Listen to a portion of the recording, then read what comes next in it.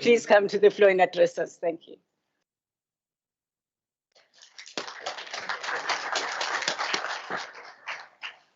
Excellency Minister Pandor, Excellency Minister Damali Zuma, happy Women's Day. It's an honour to be here with you today to celebrate and to commemorate.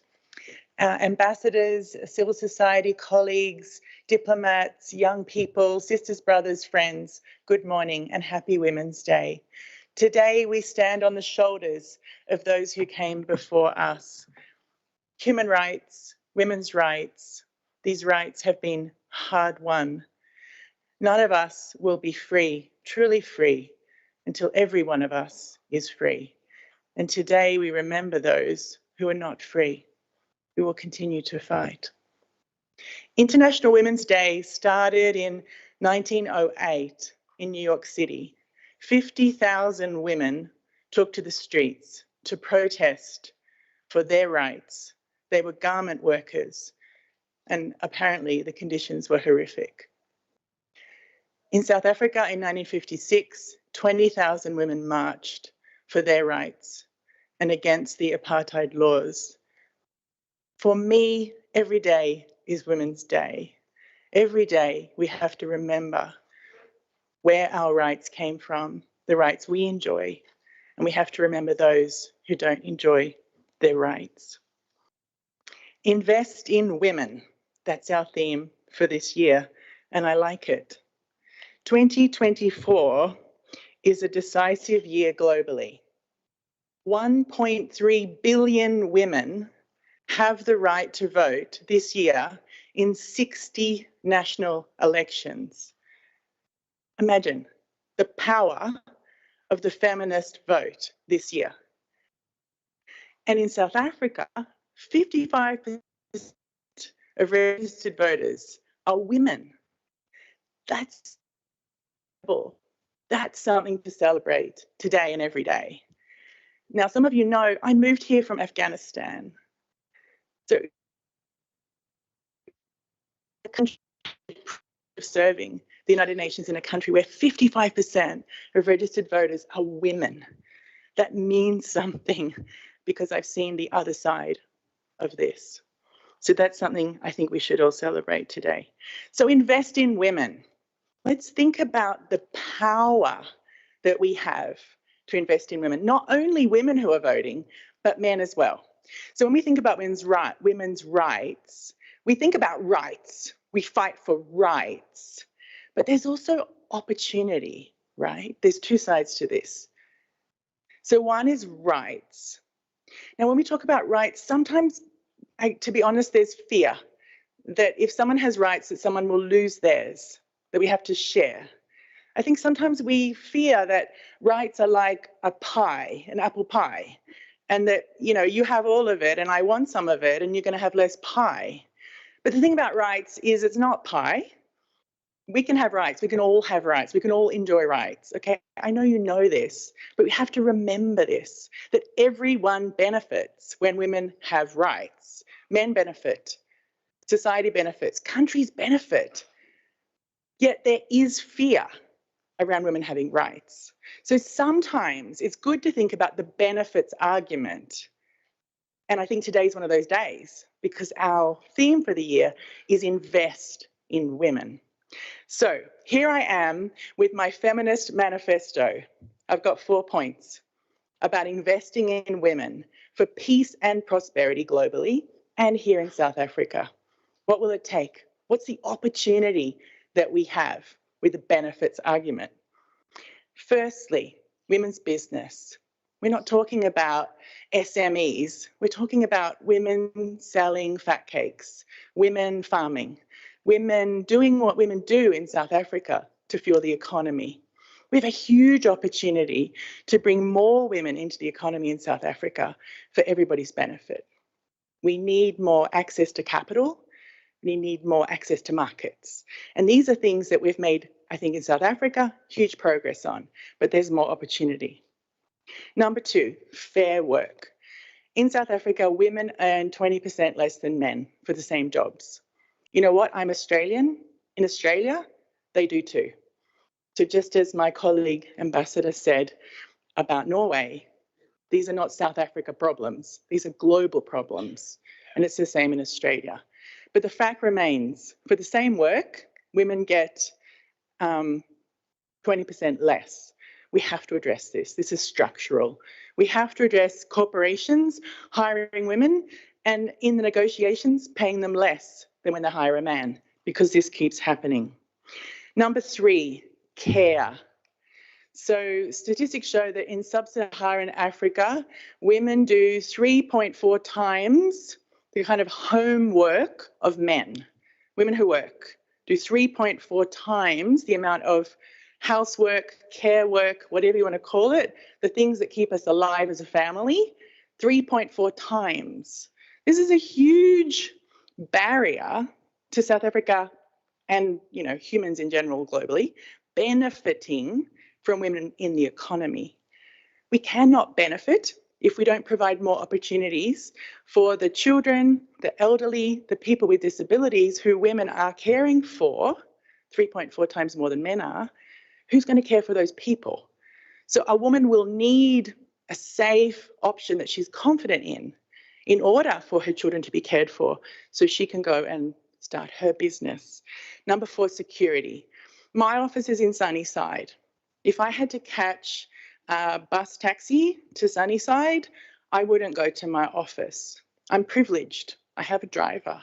I'm safe. But security is a huge issue from any woman in any country engaging in the economy. So that's my feminist manifesto. In this year that 1.3 billion women get to vote, how can we leverage our investment in women for the benefit of every man, of every woman, of every boy, and of every girl? Because when we invest in women, everybody wins. With this, I wish you happy Women's Day. I thank you.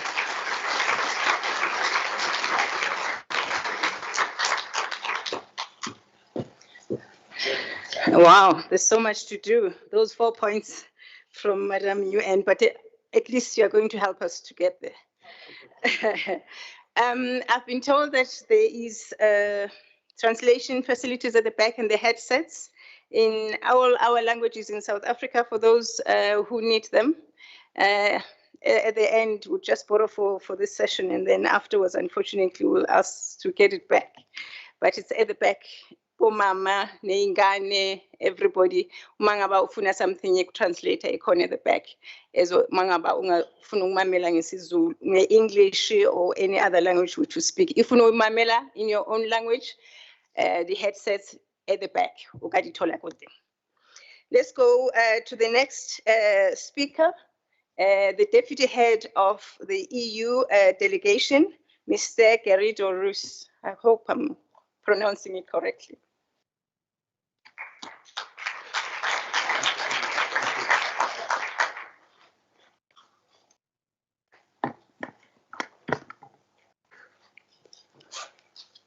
Minister Dr. Pandor, Minister Dr. Dameli Suma, Excellencies, ladies and gentlemen, friends, a good morning to you all.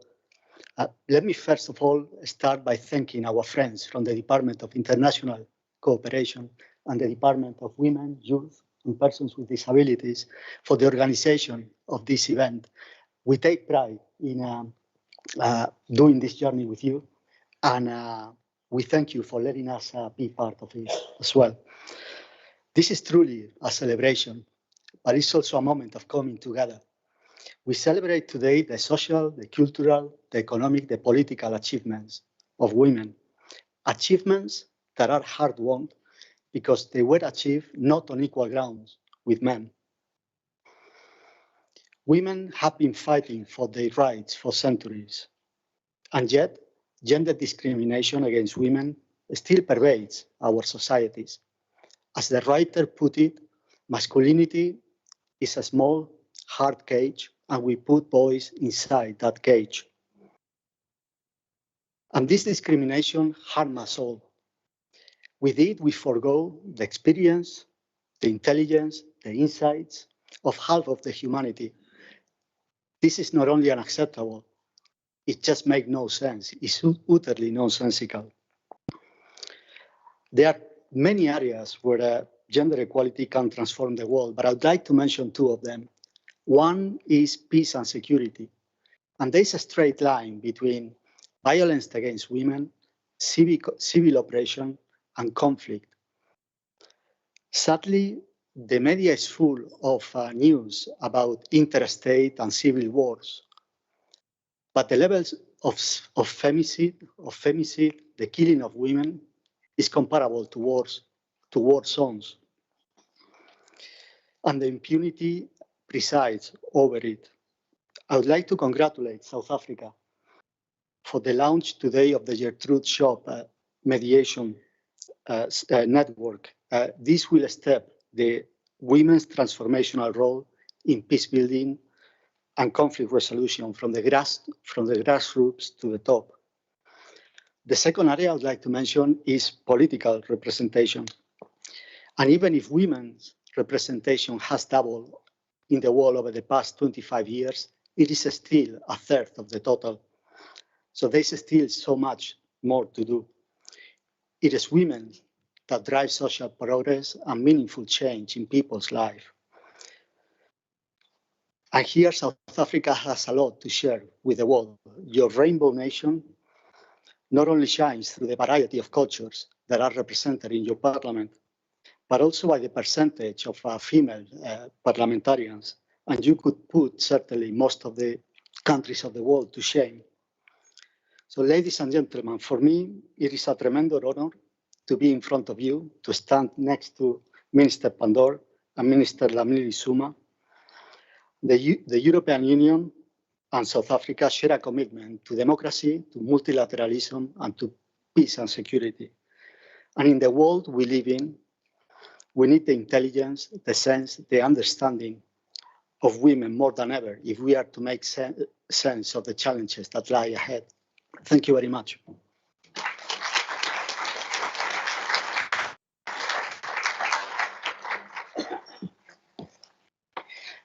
Thank you very much, Mr. Rose. I think the message as we go forward celebrating Women's Day is that as we celebrate and point out all these issues, we mustn't forget our boys, because it's us who are bringing up the boys. They're not the victims. It's us who teach them to be what we end up struggling with. At this point in time, I'm told by our colleagues from the Department of Women and People with Disabilities and Youth that we've got production by K Productions. Where are they? Can we see them coming to the stage, please? Thank you. Aha, I like the way you stand, my darling.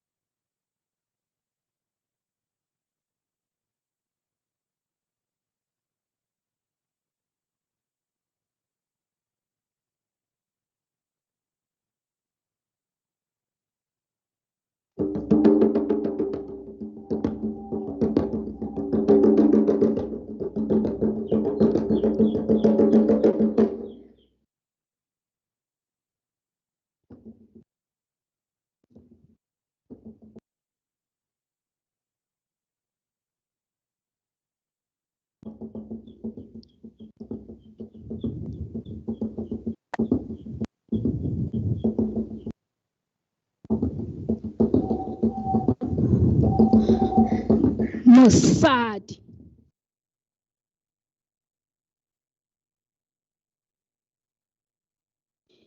ke tlhokile ditlhaka go tlhalosa setlhogo ke tla ke keteka ke leka go keteka bokete ba kgang e tshotlakako ya basadi letlho borukhutlhi le bonwenwe selelo sa mosadi se kgaola pelo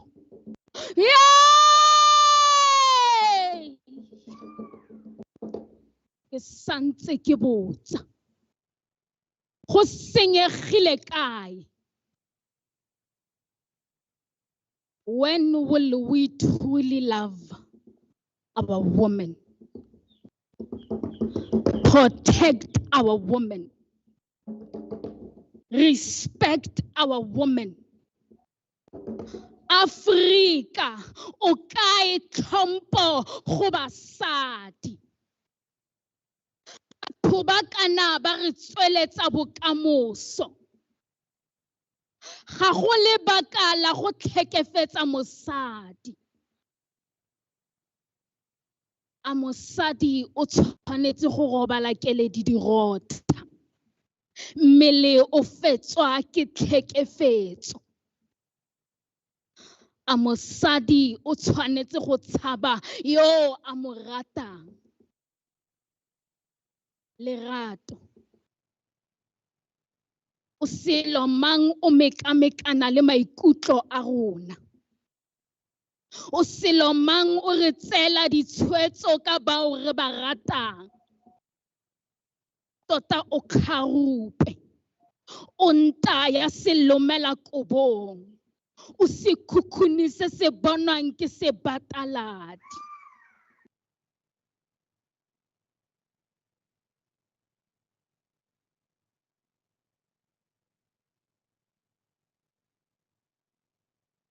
My name is Kidibone Mokhadile,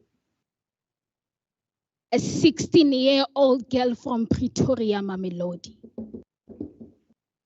My mother was constantly abused by my father right in front of me. I felt like my mother was only focusing on herself, focusing on building her relationship with my father. I felt like she did not care about me. She did not care about how I was feeling. I used to have sleepless nights, asking myself questions. Why did she give birth to me? Because to her, I am invisible.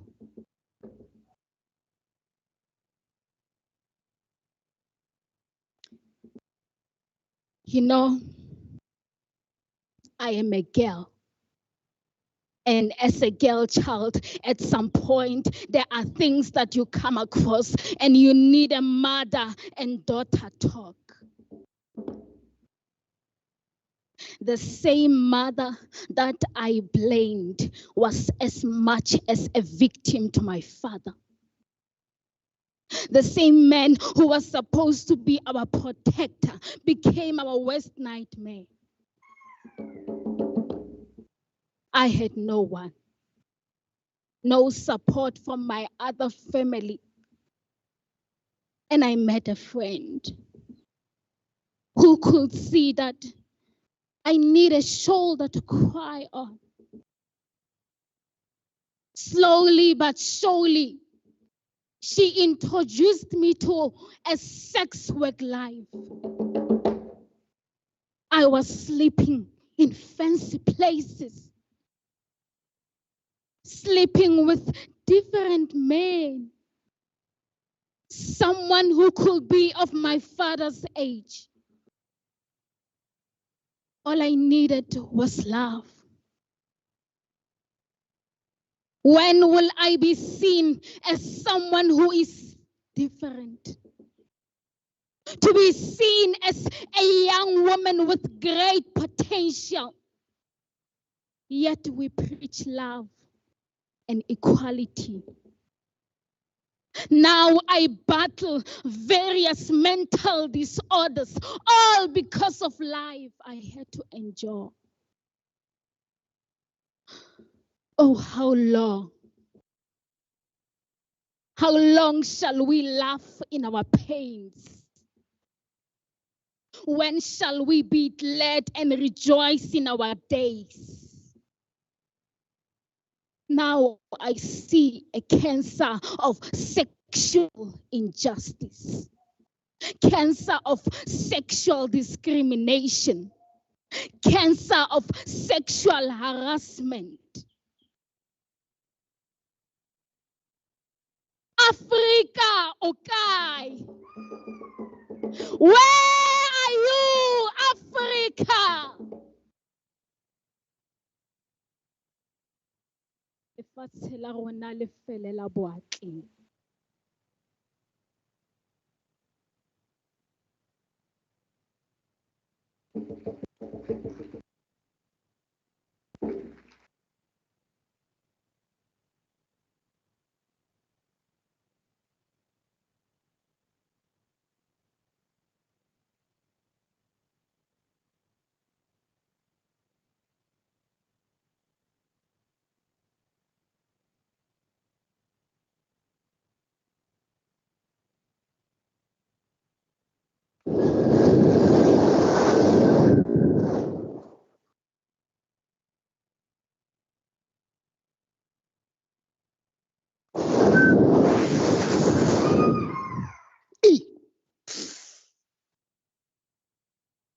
Ya itse limpitsa mabitla. Go nkga madi, ke nkgelwa ke madi, ke lora madi, ke bona.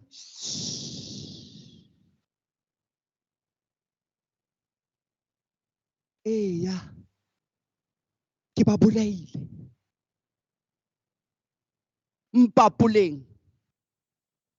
Mpitseng ka maina otlhe a tlontollang nena ba tlhodi ba lehatshe. Balla. Balla ko legaeng la badimo.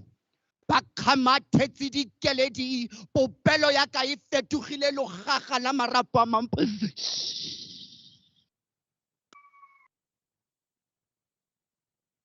Modimo le bodimo ba mpuraletse. Bomme ba merapelo ya labone ke kopa leng thapediseng le mpineleng sefela. Se teng sediba sa madi ya letareng ya tefelo, diba se leng setlhare matla sona ke bophelo. How do I bring a child? How do I raise a child? How do I bring a child when I'm still fighting for my freedom? How do I bring a child when I'm still fighting for my worth? How do I bring a child when I'm still fighting to be heard? How do I bring a child when I'm still fighting to be seen? Oh, come on. 30 years of democracy, I still face poverty. 30 years of democracy, I still feel unsafe. 30 years of democracy, I still feel sexual harassment. 30 years of democracy, I am nobody. And I ask, how do I bring a child? Fela ke gagamaditse ditshika tsa thamo, ke ntshitse matlho dikgapeng ke re ke lele letsatsi la monyemo, ona ke mmele wa me.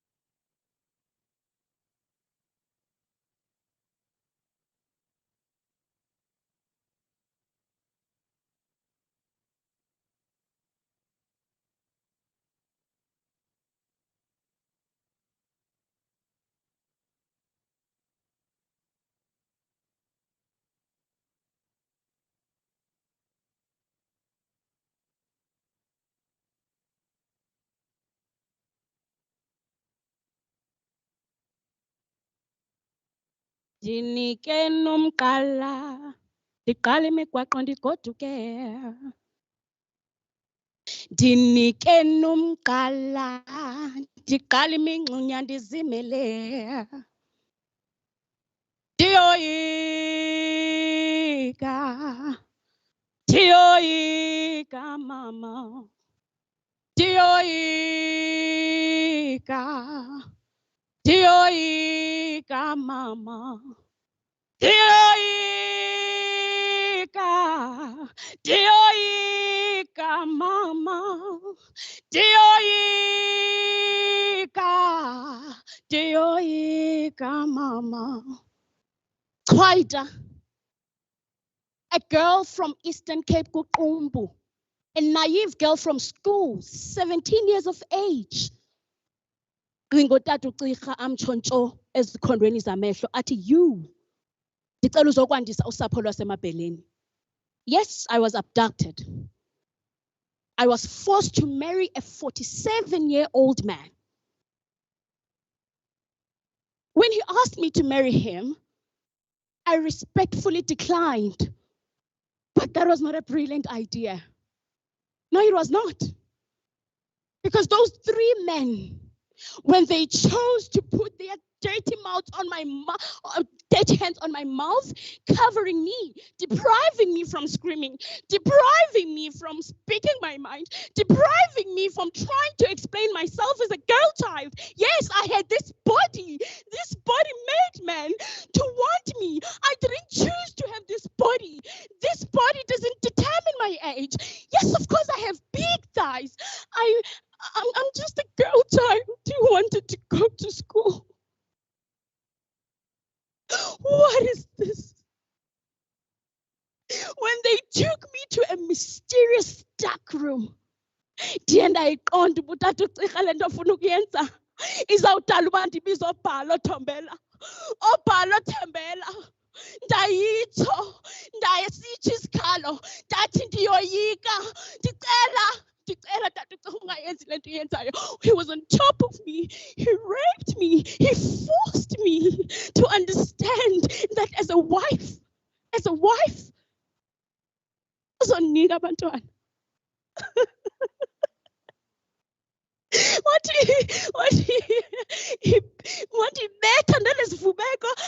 I had 3 miscarriages. At the time, I didn't understand why was I bleeding. Why is it that every time there's this sharp pain in my womb?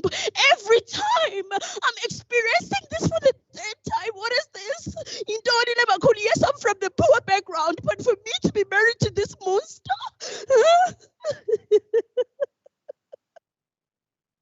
Why? I was just a girl child. I was just a girl child.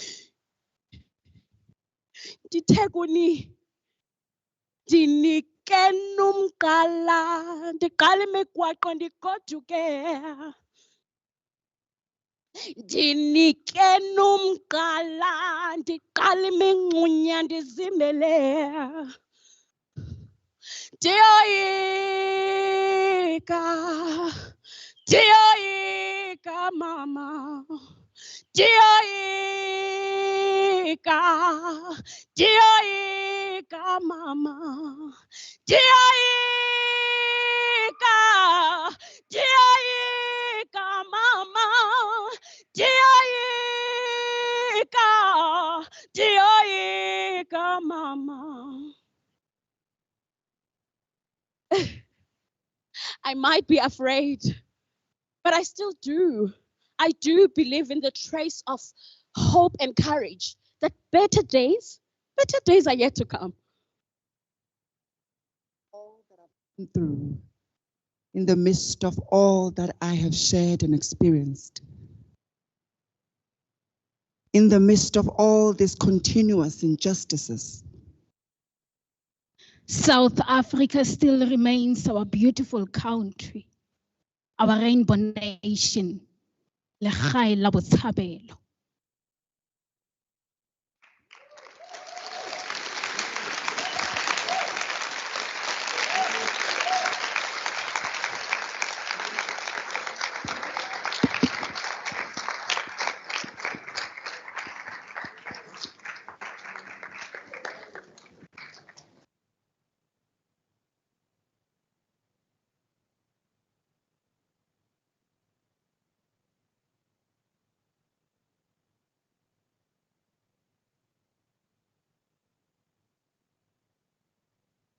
Long out. Oh, okay. I thought I had the voice like the ones were here.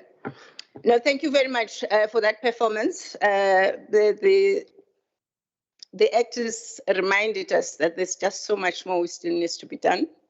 But when we were reminded about where Women's Day came from, International Women's Day came from, it told us that we have achieved a lot and we still stay together and we should continue working together to deal with all these issues which the young people have reminded us about. They are uncomfortable, but that's the reality we have to deal with. Thank you very much. We're in the next session where we'll be talking about the launch of the Gertrude Shope Women Mediators Network.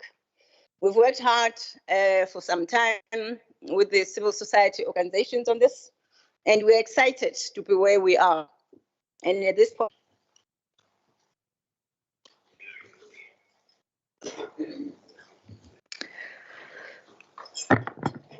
Your Excellency, Dr. Naledi Pandor, Minister of International Relations and Cooperation, Your Excellency, Dr. Nkosazana Dlamini Zuma, Minister of Women, Youth and Persons with Disability, Your Excellency, Deputy Ambassador of European Union, Mr. Ruiz, Your Excellency, the Ambassador of the Kingdom of Norway, Mr. Sata, your members of the diplomatic community, Ms. Aletta Miller, UN Woman Representative for the Southern Africa Multi-Country Office, fellow civil society members, Program Director and Advocate, and esteemed guests.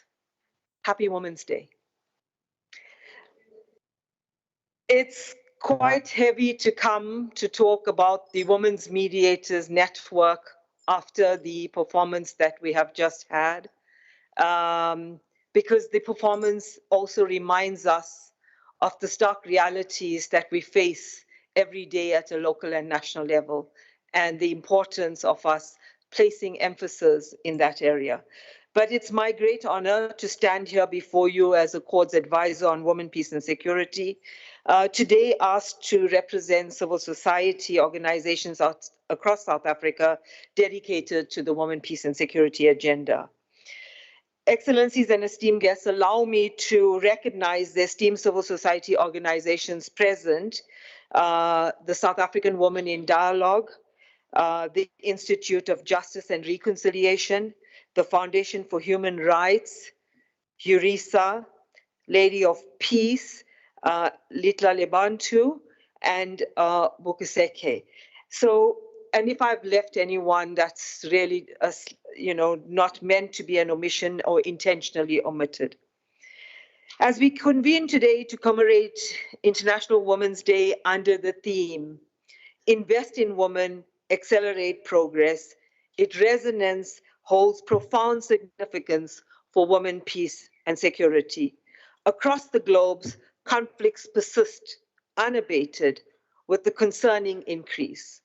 From the ongoing crisis, if we cast our eyes globally in terms of the Ukraine, Russia, Israel, Gaza, to the turmoil continentally in the Sahel, the Horn of Africa, conflicts in the East and Central Africa, these all remain prevalent. Regrettably, women continue to bear the profound impact of conflict, experiencing its gendered impact, and you saw that in some of the skit that's presented here, and worsen the existing inequalities that we already know as women, extending beyond the gender lines and definitely receiving insufficient attention. The haunting images flooding our smart devices and social media platforms serve as a stark reminder of the devastating toll that conflicts take on women and girls, disproportionately affecting their lives.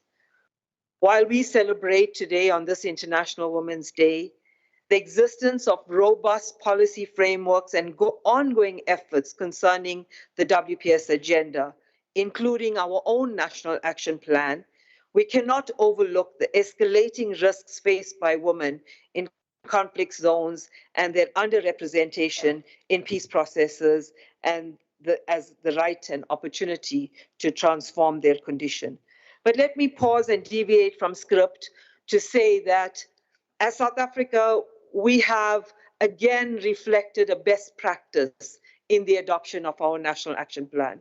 We often say that our National Action Plan took many years to adopt, but we have displayed how, when leadership between three ministries crucial to the women, peace and security agenda, take leadership and join forces to develop and launch a national action plan. And we recognize our ministers and them being women ministers that have led the space for us and paved the way.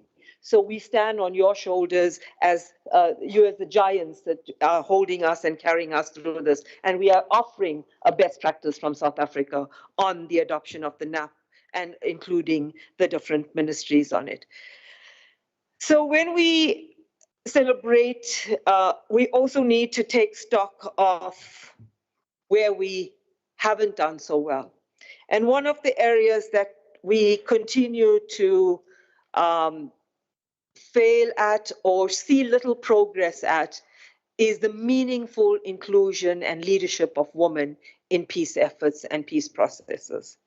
And Excellencies and esteemed guests, the South African Women Mediators Network, which is known as the Gertrude Shope, will be launched as the Gertrude Shope Mediation Network, represents that fresh beacon of hope for us as civil society. For us, the network signifies a concerted effort to amplify the voices of women in conflict prevention, mediation, and peace-building efforts. And therefore, for us, the network must play a pivotal role in achieving sustainable peace and ensuring the durability of peace processes by definitely ensuring the inclusion and meaningful participation of women in all phases of peace processes. And I emphasize in all phases of peace processes, because all too often we focus on the track one official peace process and we say there's no woman represented there. And that is true. There aren't enough. There isn't enough done for the representation of women. We're seeing a shift in terms of the mediation teams that are appointed, and we're seeing women on the mediation teams, but it's not enough. It's all too little for the amount of investment we have made in championing this area. So the tracks 1, 2, and 3 are important tracks in peace processes, and women need to play and be recognized for the meaningful role they can play in transforming these spaces. These networks, or the Women Mediators Network, must act as a catalyst for change and foster synergy between the various tracks of diplomacy and peace efforts for us to achieve that inclusive and sustainable peace we talk about.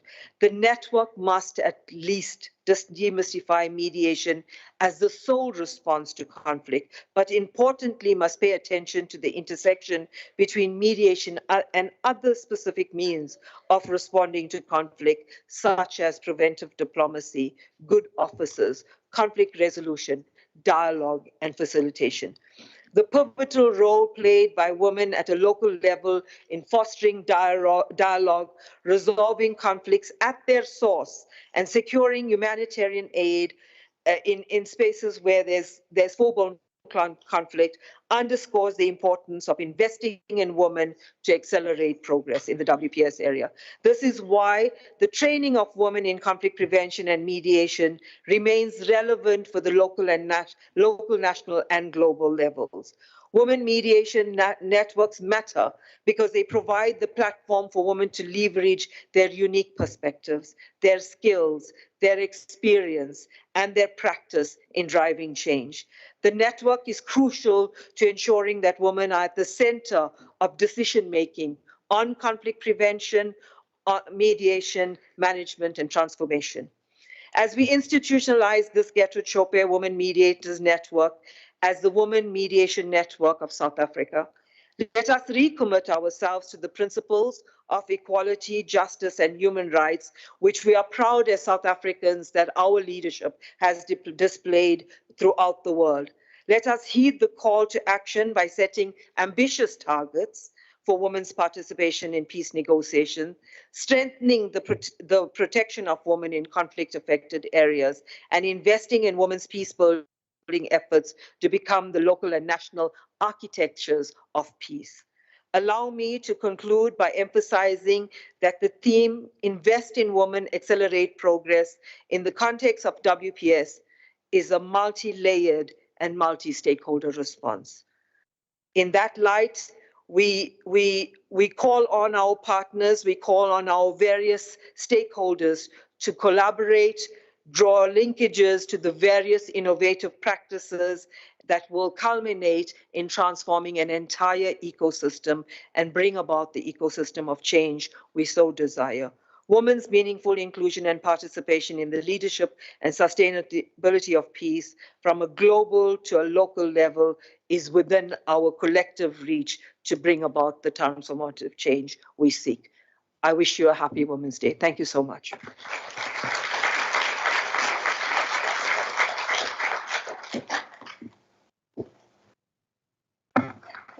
Thank you very much, Praveen.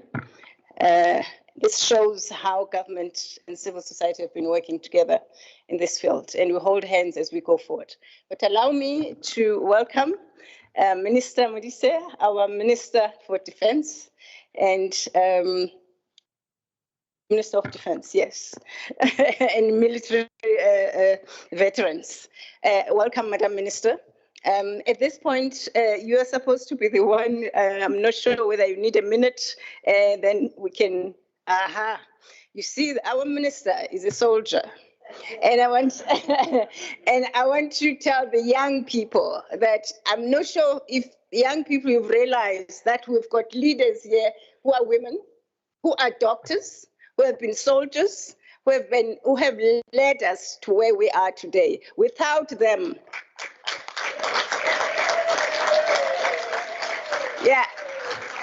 without them, I wouldn't be here.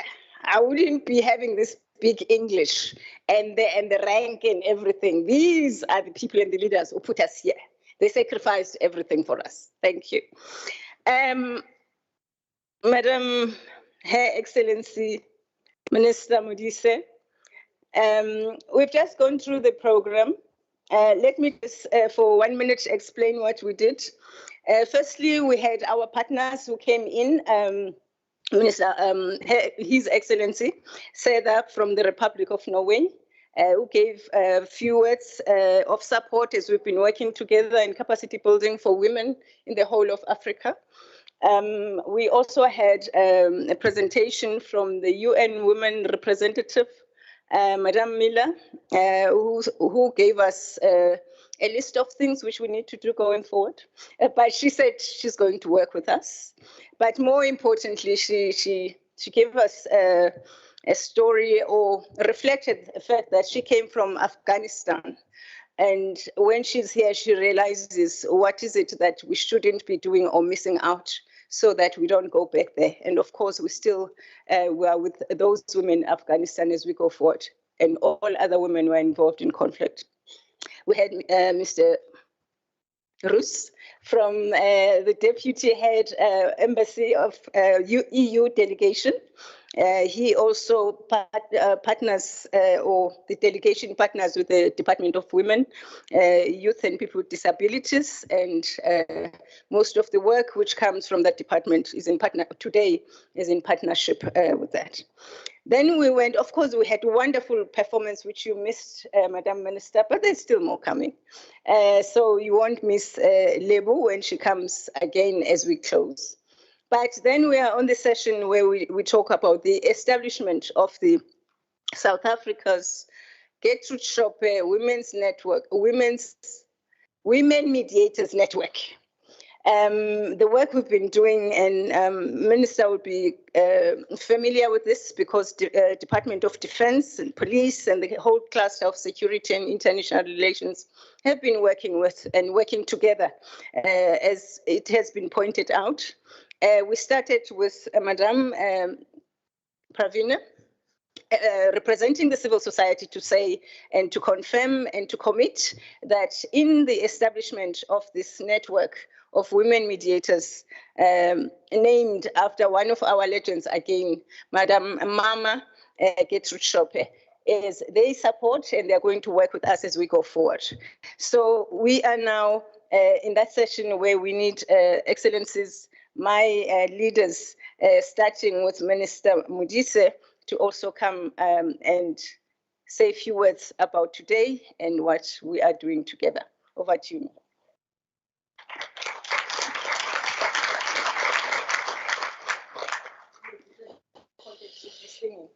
Well, I'm actually not even sure whether it is afternoon or still morning. But it is International Women's Day.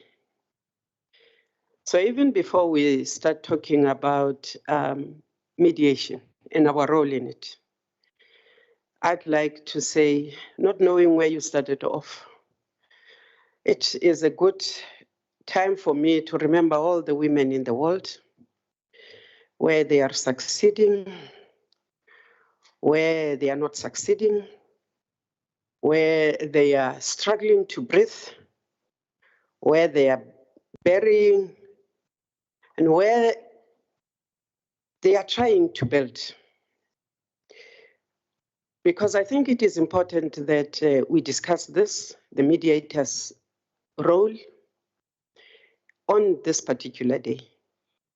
It is important for us to remember those who are finding themselves in what in South Africa would say nar plekkies, because it is difficult in Jerusalem, I think. It is also difficult, very difficult in Gaza. It is difficult for women. And I think when we start talking about women mediators, we, as South Africans, usually want to go back to who we are. And in my book, the first mediator really in this country was that woman who was forgotten and who we are reviving today, Krotoa. Because when the 3 ships landed, nobody understood the cultures and the languages on both sides. She became an interpreter, and I suspect she was not just an interpreter, because when the tensions broke out, she became a collateral damage, because as she interprets, she was also trying to get the 2 sides to talk and to find one another. So in my book, our very first recorded mediator woman was Krotoa, a woman we hardly put on the pedestal and praise enough. She didn't just become our first interpreter. She became a victim of the process. And I want to highlight that because my big sisters would talk good about all the other things, but we used to have, and we still have, an organization which currently is just focusing on women, violence, and whatever, and GBV in the Western Cape. But in the 90s, as soon as we got comfortable with our own democracy, we actually used Ilitha Labantu as a vehicle in Africa to get involved in women's issues, to prepare. And I was reminded of that role when I hear about Norway, because Comrade Nkosazana was in international relations when, with Sizanele, we were in Norway with South and North Sudanese women knocking together their agreement. So mediators sometimes do international work, but mediators start sometimes in home ground.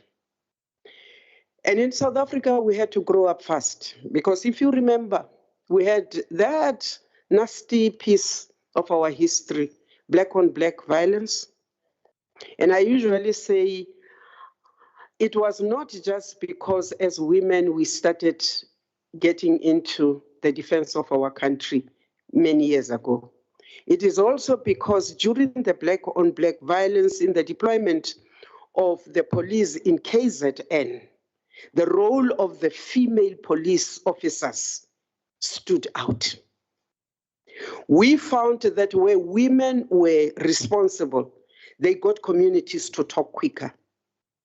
When they were deployed in the DRC the first time around, when I, as chairperson of the Defense Committee, went to visit, we found the women officers had collected all the child soldiers, had taken the arms out of the children's hands, had taught them languages, and were busy teaching them other subjects. Because where we are as women, it is important always to get positive relationships. Where we are, we know that you are not going to win any struggle until you can get the two sides to hear and agree to sit down to talk. Our insistence as a country to always stand for dialogue is because we believe that with dialogue, no mediator can get anything right unless and until they can get people around the table. And so we are proud as South African women. You talk about the Ivory Coast, we've been there behind the scenes. You talk about Rwanda, we were there in the middle of that genocide. So the role of women generally is good. But sometimes, because I only know and I can only talk about the role of South African women, the journey towards that Beijing meeting, Comrade Nkosazana, the women from this country ran around, influenced, went to Beijing, came back and lobbied the South African government to be on the right side. That work is not done. That work of making sure that when you mediate, you actually take it a step further.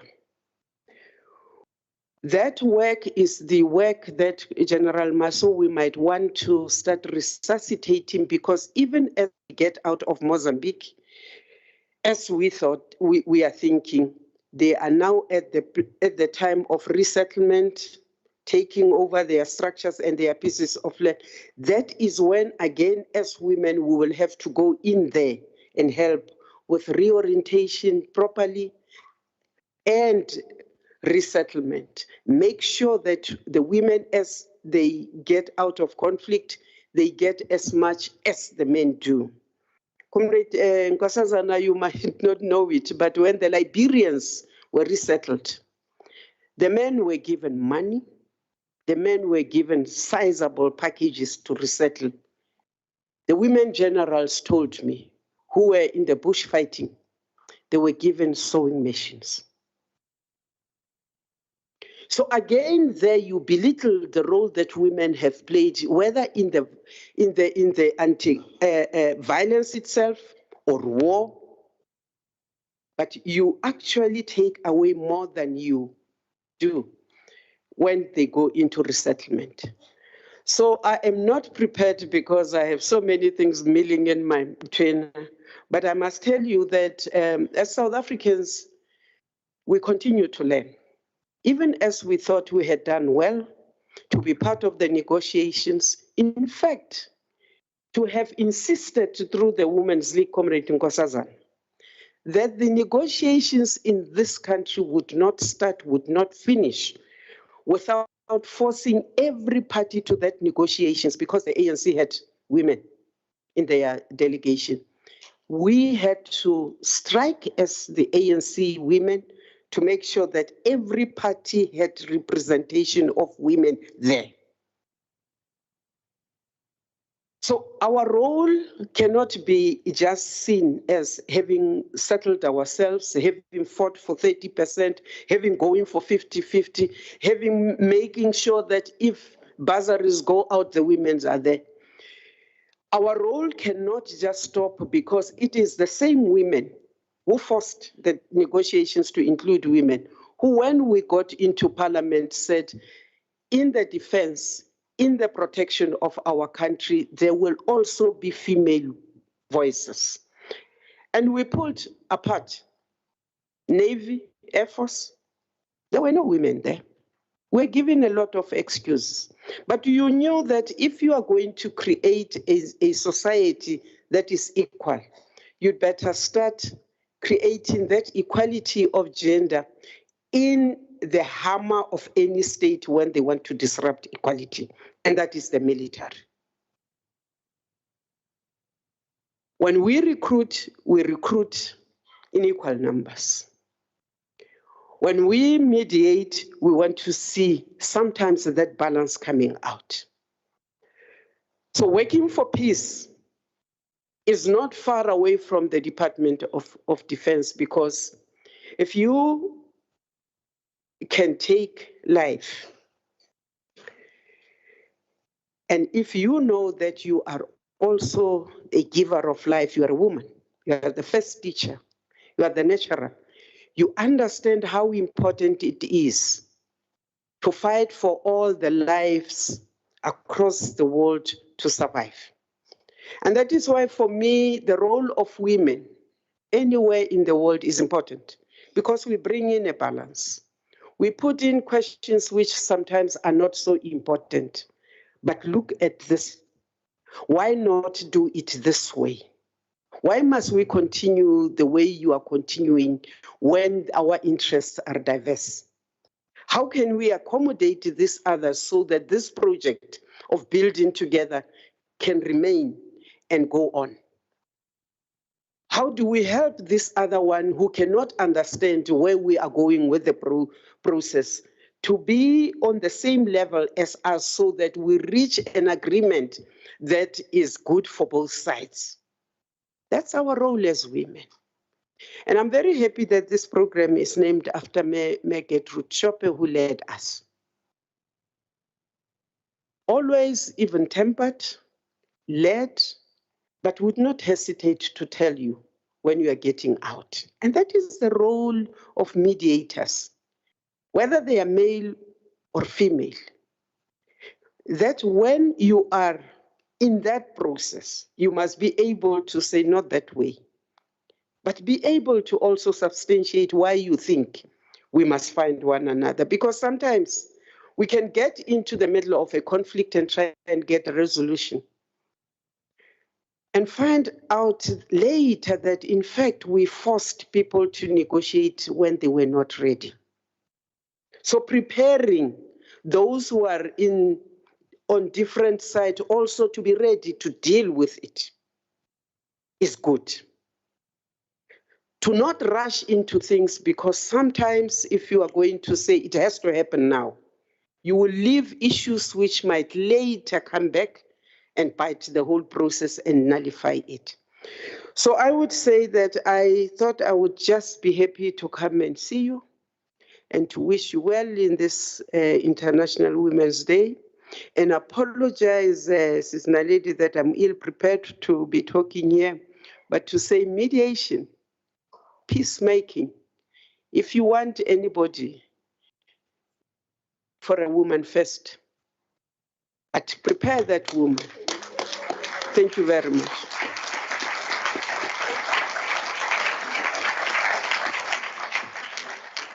Oh, wow. Thank you very much, Excellence Minister.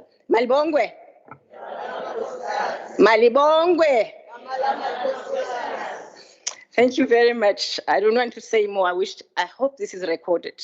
If you have been wondering how we got there in the past 30 years, this is the beginning of the lessons learned, and how we go forward. Can I have the honor of asking Dr. Dlamini Zuma to come to the stadium? Thank you very much, Program Director Mott. Let me greet my sisters, Naledi and Tandi. I'm calling them by first name in part because when I was in Foreign Affairs, President Chisano of Mozambique said to us, we were in a meeting of SADC ministers, and he said, SADC won't grow as long as you call yourselves excellencies, and you must call yourselves first names, then we'll know that you are working together properly.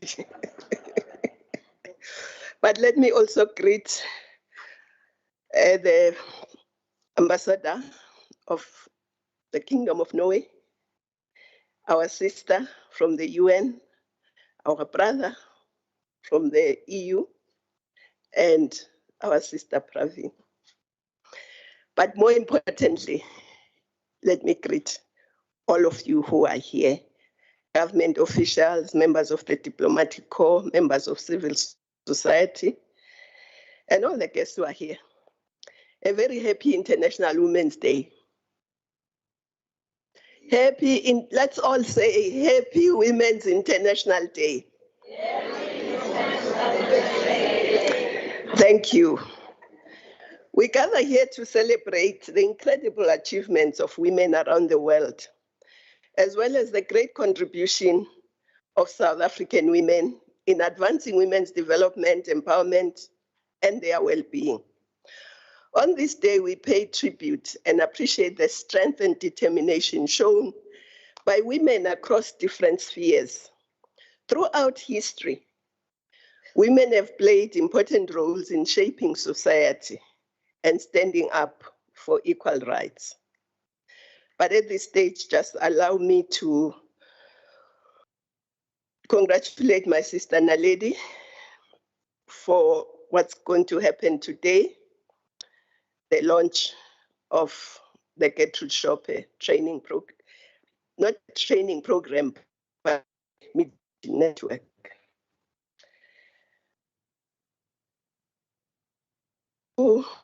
More Africa. My sister has talked more about South Africa, and I'm sure Naledi will talk more about the world.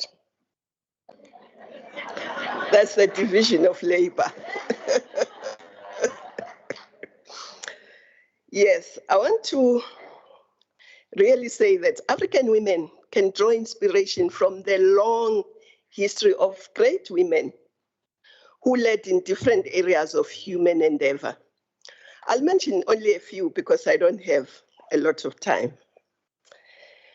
We had women patrons of the arts, women saints and scholars, women warriors and queens who commanded male soldiers into victorious battles and built powerful nations and economies. This talks to a continent that valued the matriarchal or matricentral, depending on what word you want to use, family and society, where women were the backbone of the economy and were central, not only in the family, but in society. They valued and promoted peace, justice, social well-being. And to mention a few, I'll just concentrate more on the queens. Queens like the Queen of Sheba of Ethiopia, Queen Nefertiti of Egypt, Queen Tiye, who was a great diplomat who concentrated more on foreign relations. Queen Dalia Al-Kahina of Mauritania, who was a freedom fighter. Queen Makenda of Zimbabwe, Queen Amina of Nigeria, Queen Nandi, Queen Zinga of Angola, who fought the invading Portuguese. And maybe I'll end with Queen Yasantiwa of the Ashanti in Ghana, who stirred the men into battle. Through these words, I'll quote a few things from what she said. I quote, "If you men of Ashanti will not go forward, then we will. We women will. I will call upon my fellow women. We will fight the white men until the last of us fall on the battlefield," close quotes. Timbuktu is a great African city of learning, But do we know who it's named after? It's named after a woman, Mbuktu. Yes. So this is just to show that women on this continent shaped society. And of course, further generations like me, Charlotte Maxeke, were trailblazers also. But let me remind you that the first person ever to receive the Nobel Peace Prize on environmental issues was a woman, an African woman for that. Our sister, our late sister, Wangari Maathai. It's not surprising that the first recipient had to be a woman. Why? Women have an important responsibility to ensure the very survival of the human race. Who here has not laid in a woman's womb? Who here has a life that did not start in a woman's womb? Let him stand.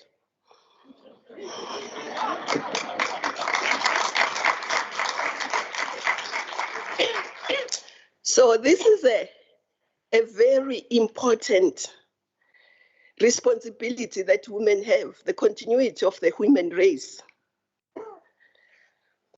So women are sensitive to those issues, whether they are environmental, whether it's a threat to peace, whether it's food security, health, education.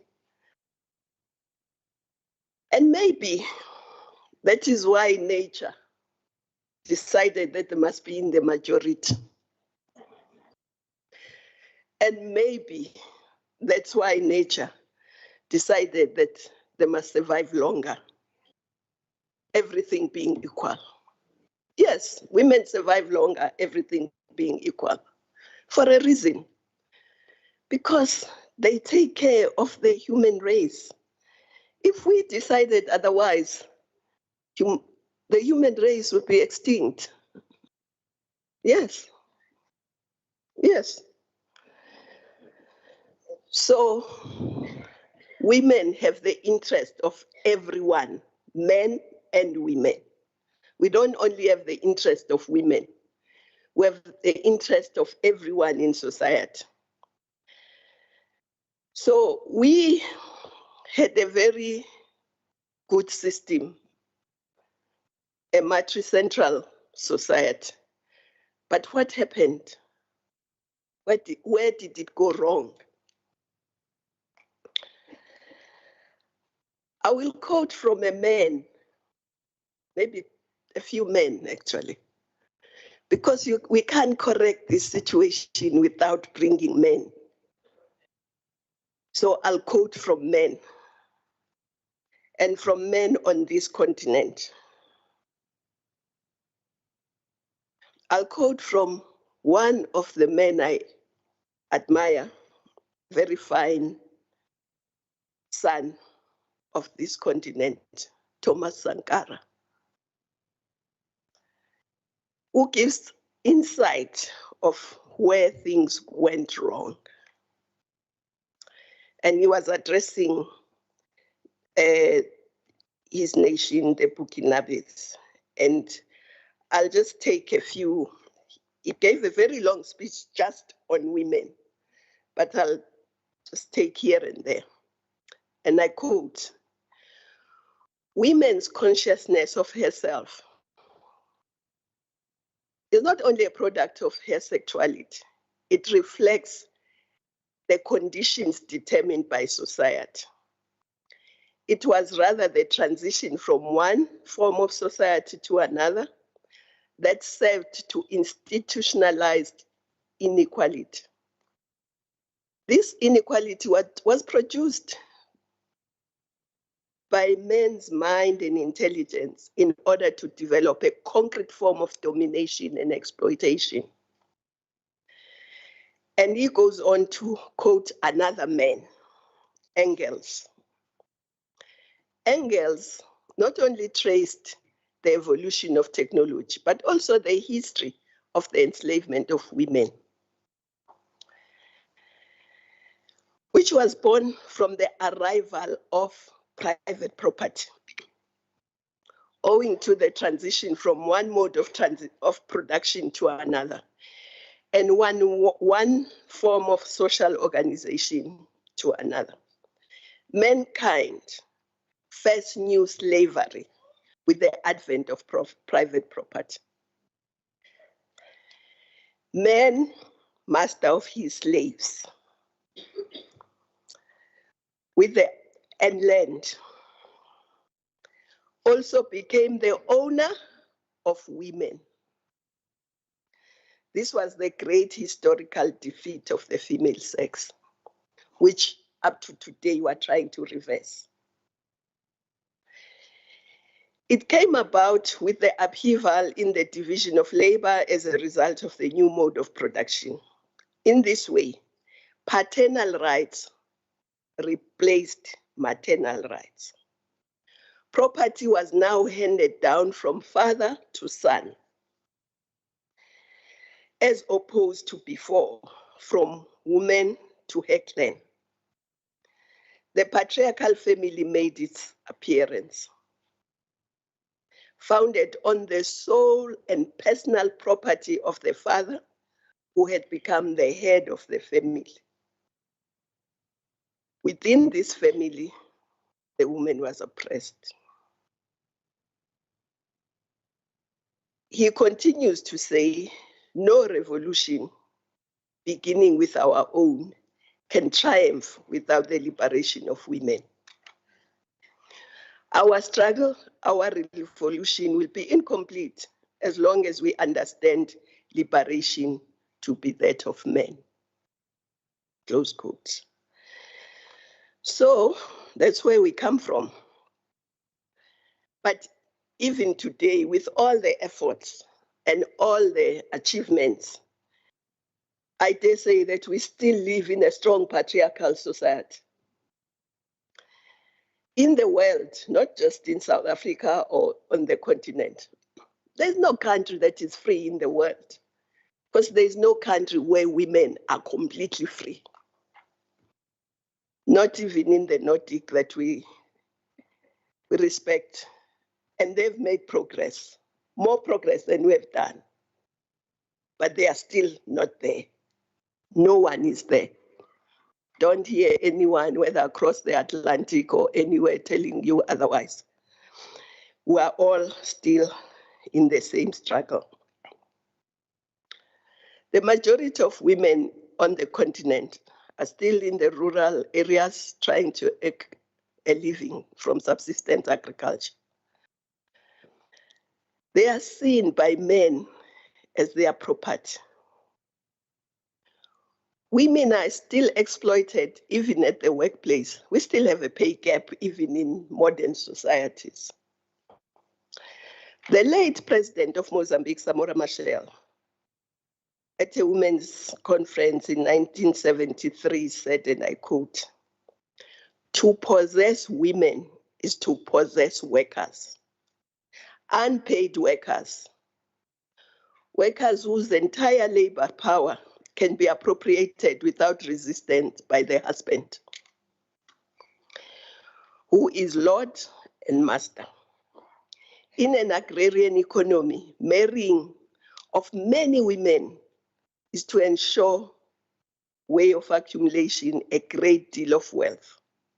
The husband is assured of free labor, which never complains nor rebels against exploitation." Close quote. And it doesn't complain, this labor, because of us as parents. Because when we marry them off, we tell them they must never complain, they must persevere, they must not talk about problems. They must persevere. What's this persevere about?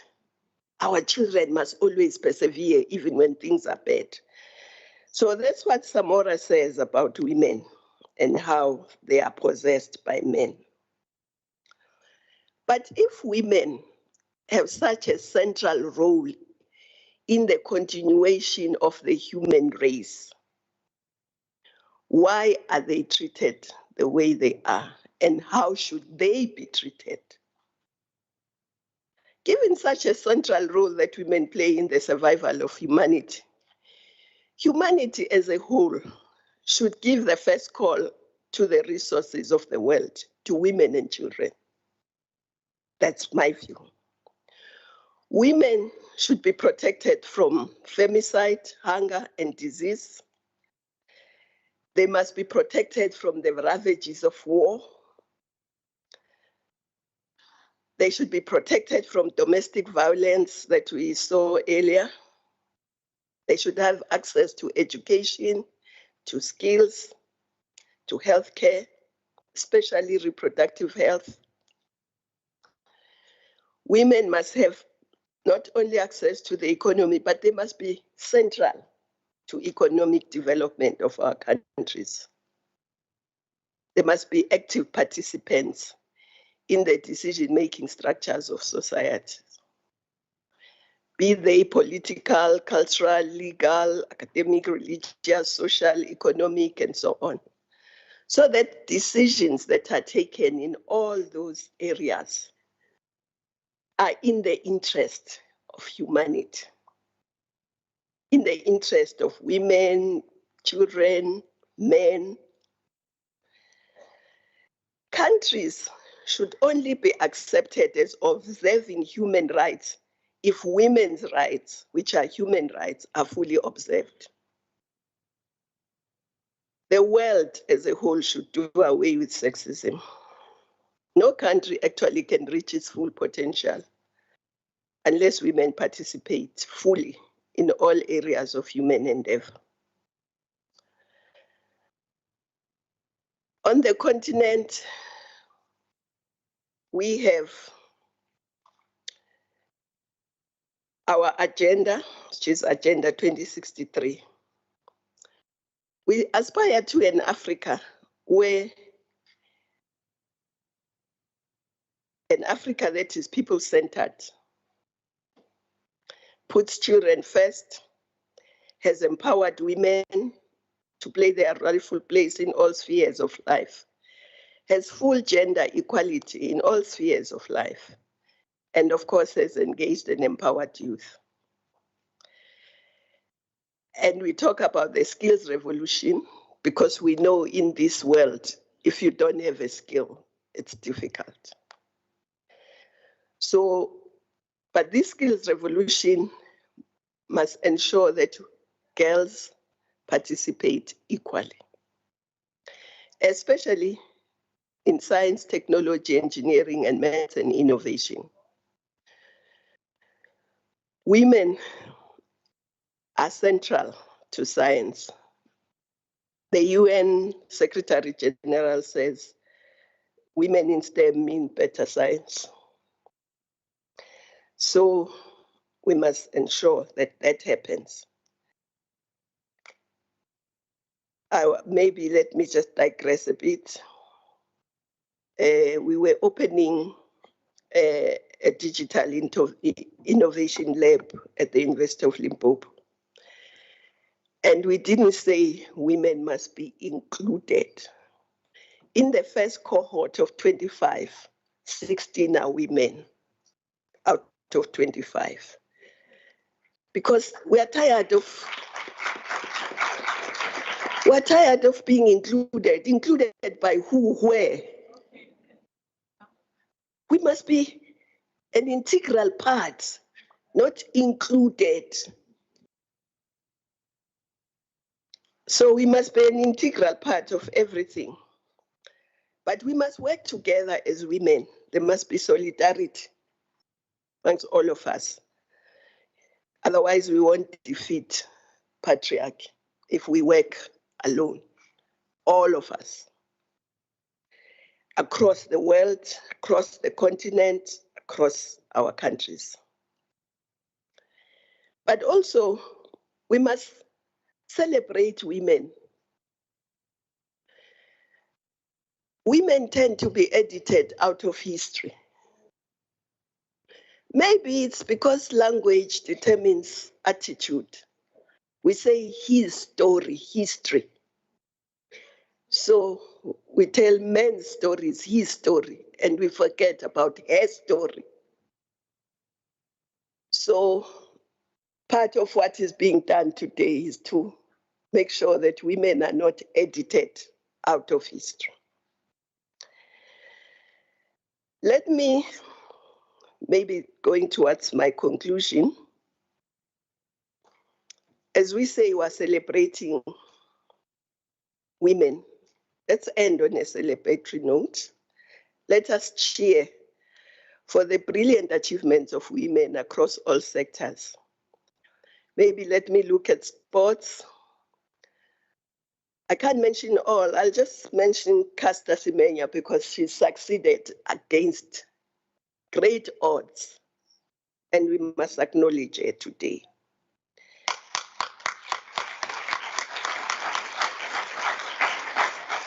We must acknowledge Kgothatso, who's a South African wheelchair tennis player, first Black South African women to compete in Wimbledon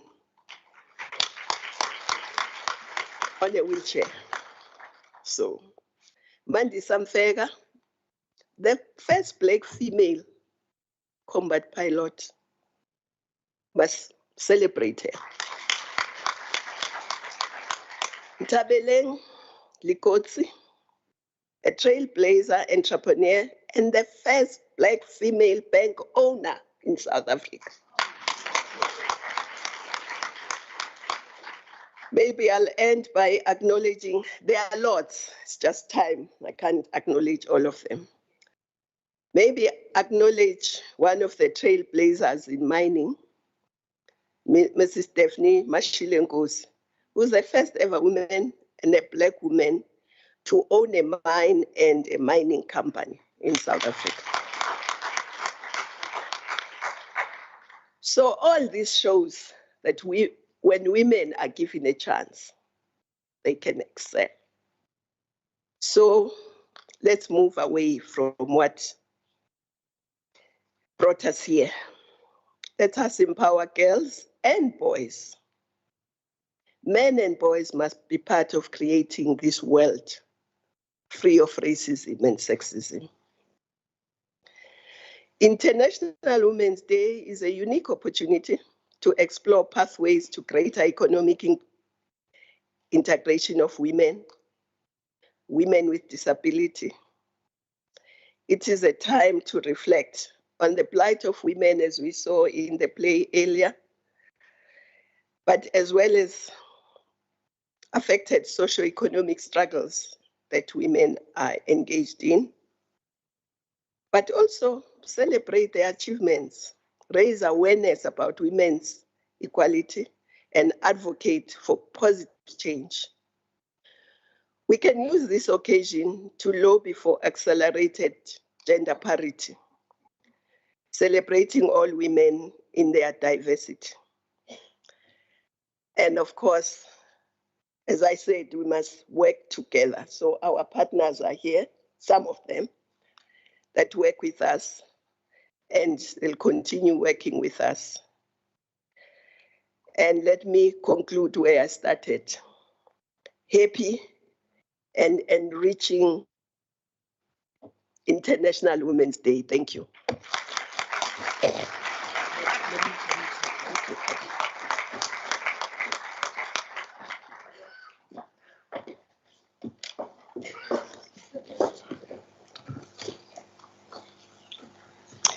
Thank you very much. Let me say Dr.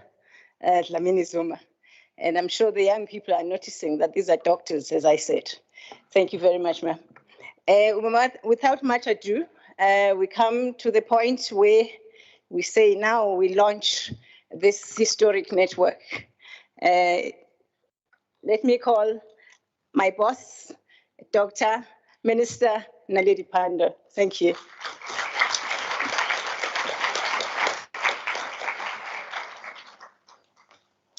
Thank you very much, Program Director. The only doctor here is the medical doctor, Dr. Dlamini Zuma. We are all PhDs of all kinds, but she's the real doctor.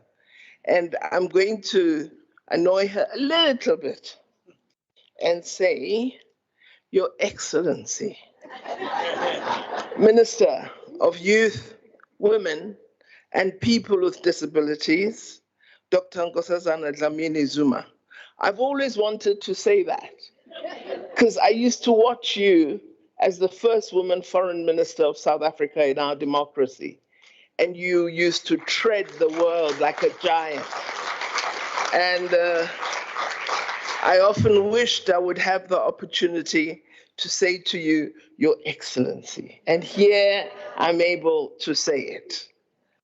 Your Excellency, Minister of Defense and Military Veterans, Mamtandi Modise, thank you very much for joining us. This is a tripartite alliance of departments, and we work very well together. Excellencies, ambassadors and high commissioners present here today, Ambassador Siva of the Kingdom of Norway to South Africa, thank you for being with us. The Deputy Head of the European Delegation to South Africa, all distinguished ladies and gentlemen who join us today, as well as the young people. Thank you for being here. I approach the issue of women's empowerment from sometimes odd directions. So just a few weeks ago, I had my prepared speech for the debate on the President's State of the Nation address. And in the course of the debate, one of the leaders of our parties in Parliament spoke about Tinswalo. I'm sure you've all heard of Tinswalo. It's become a national name and legend. And said in reference to President Ramaphosa, that President Ramaphosa, Tinswalo is very upset today because the factory she worked in closed down. She doesn't have a job and her children are hungry. I had my prepared speech. So I quickly Googled and changed my speech. And when I stood up at the podium, I asked the honorable leader, why do you assume that Tinswalo is a factory worker? She could be Professor Nyokong, the leading scientist at Rhodes University. She may very well be the captain of Banyana Banyana. She could be the managing director of a significant investment house. Why?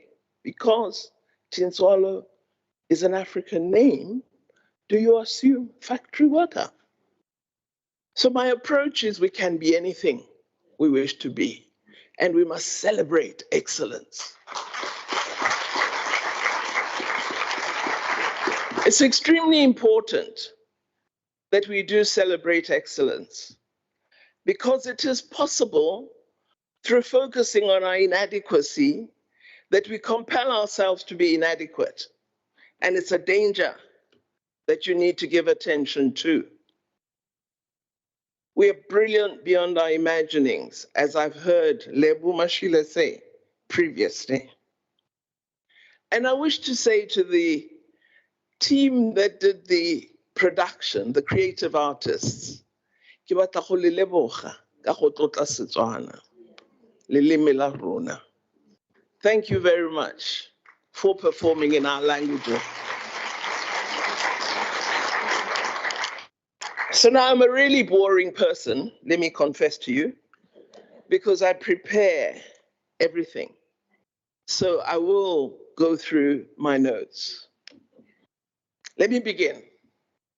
I'm honored to address this International Women's Day celebration and to celebrate with you in launching the South African Women's Peace and Security Network. We're celebrating International Women's Day at a time when the world faces a multitude of challenges. We also still face, of course, the task of achieving gender equality. The rise in conflicts, regionally and internationally, has increased global insecurity and in turn created even more dangerous and unsafe conditions for women and girls. The reason we focus on peace and security, and particularly women, is although women are never a cause of war, they are to a great extent the victim of war. And thus it is vital that we give them a place in promoting and achieving peace and security. Of course, we all know, as we live in the 21st century, that the world has changed fundamentally for women. And I can Google and show you that I'm telling the truth. Women have made progress in defeating barriers of race, politics, religion, culture, and economics. Many have found new and innovative ways to advance the gender agenda.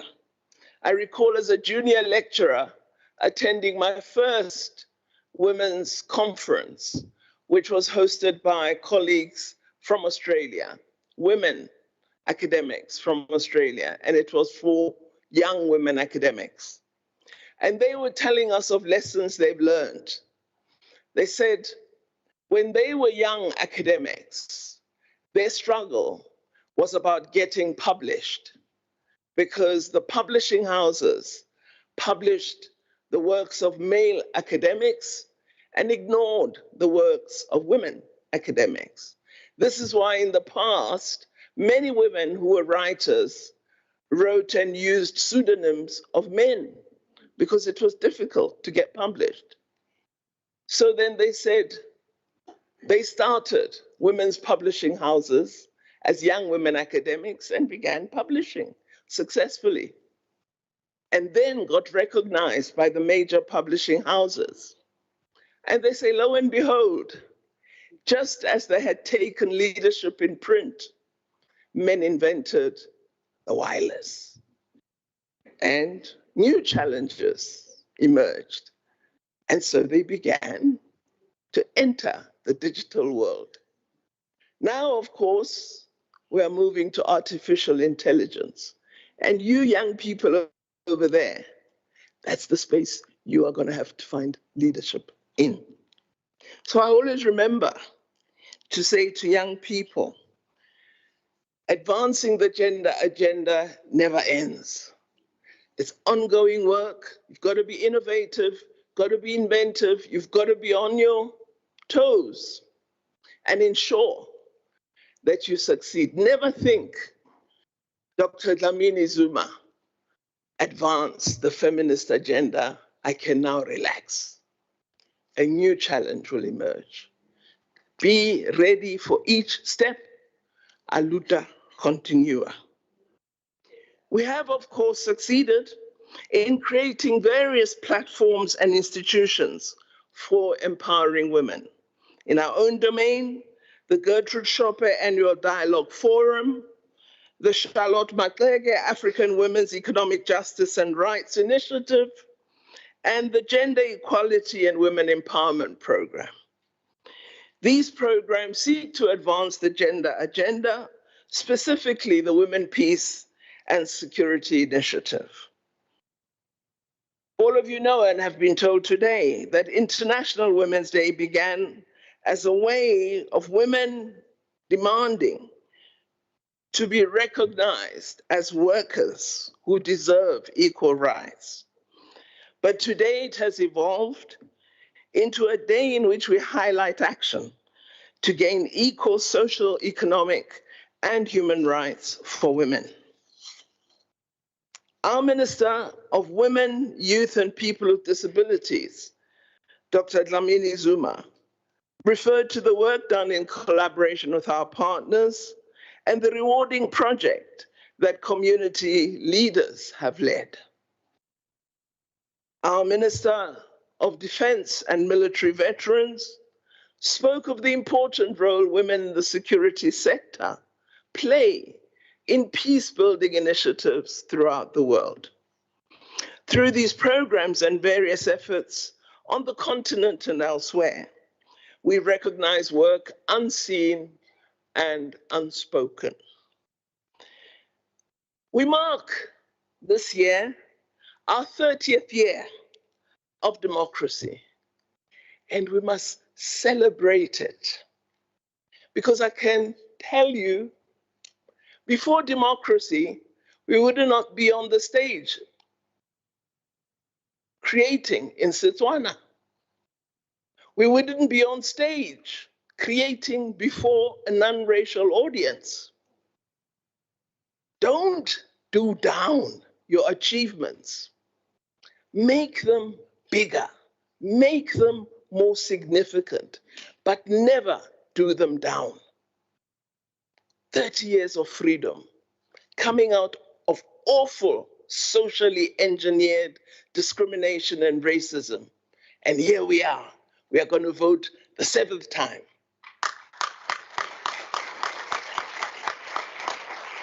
This is great for our nation, and we must never play down the importance of freedom and democracy. Never play down our pursuit of socioeconomic rights and their enjoyment by many millions in our country.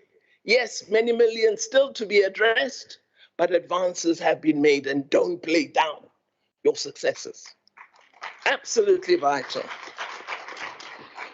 On that perilous journey to freedom, and now victorious journey to democracy, women played a critical role.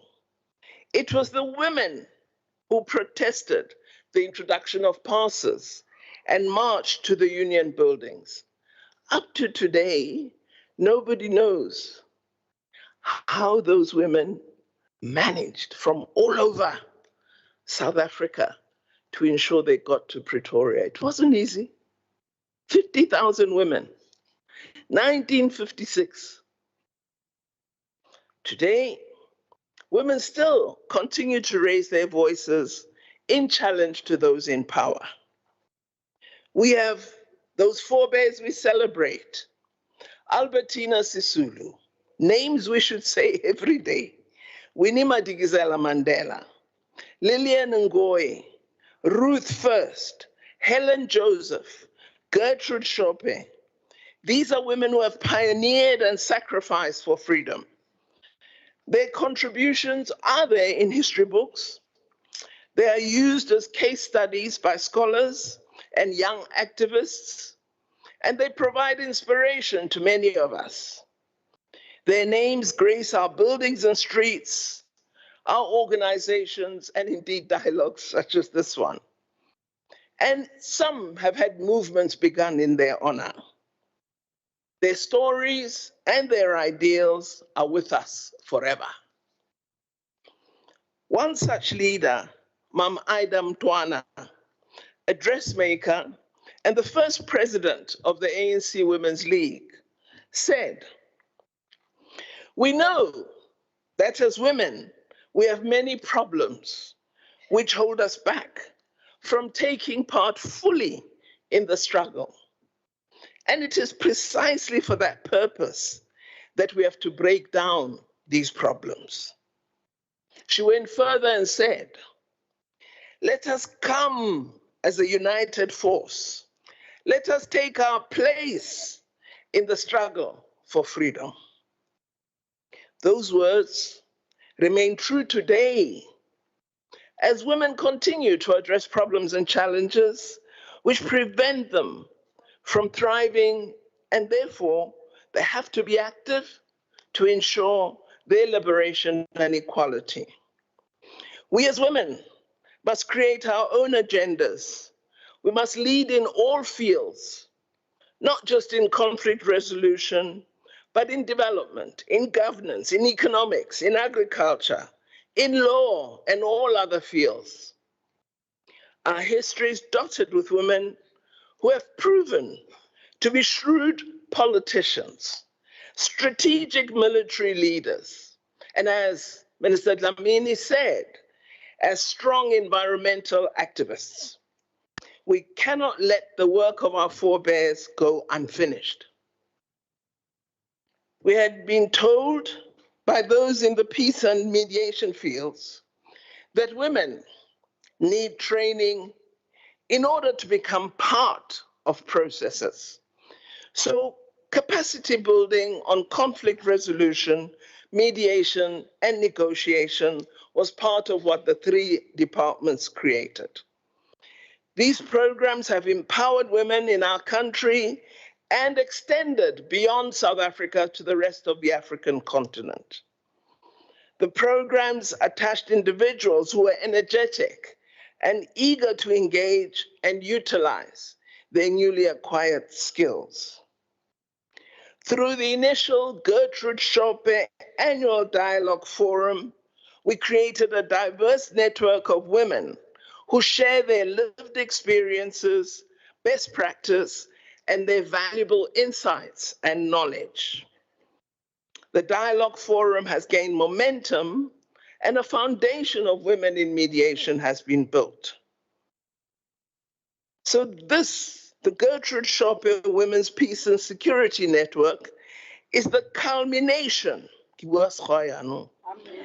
of work done through many civil society organizations, through community leaders, government departments, and many local institutions in women's development, in their peacemaking and empowerment efforts.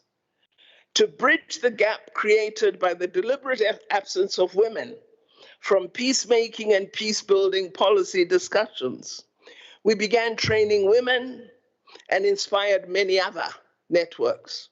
We started here in South Africa.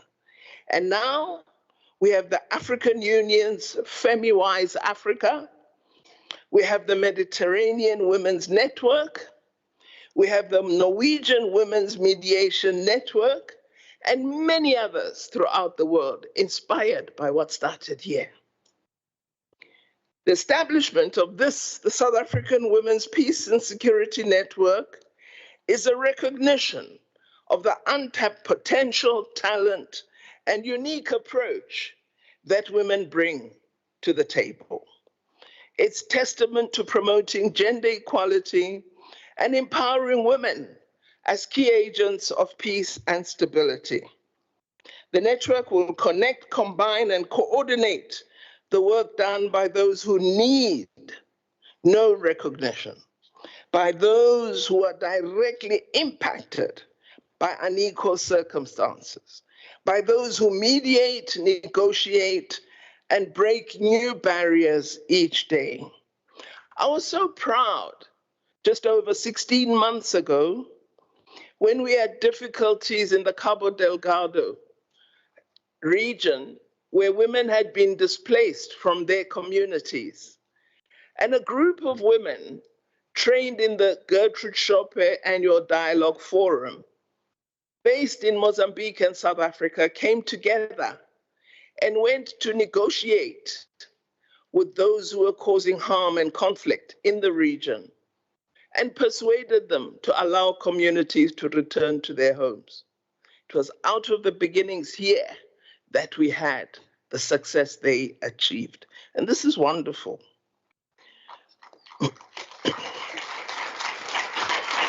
What we hope as we establish this Women, Peace and Security Network is that it will represent the democratic ideals of equality, unity, and fairness, ideals that are in the Constitution of South Africa.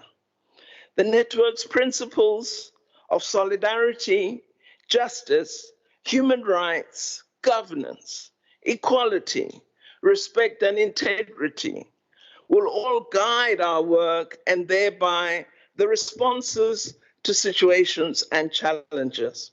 Let me pause for a moment and talk about solidarity.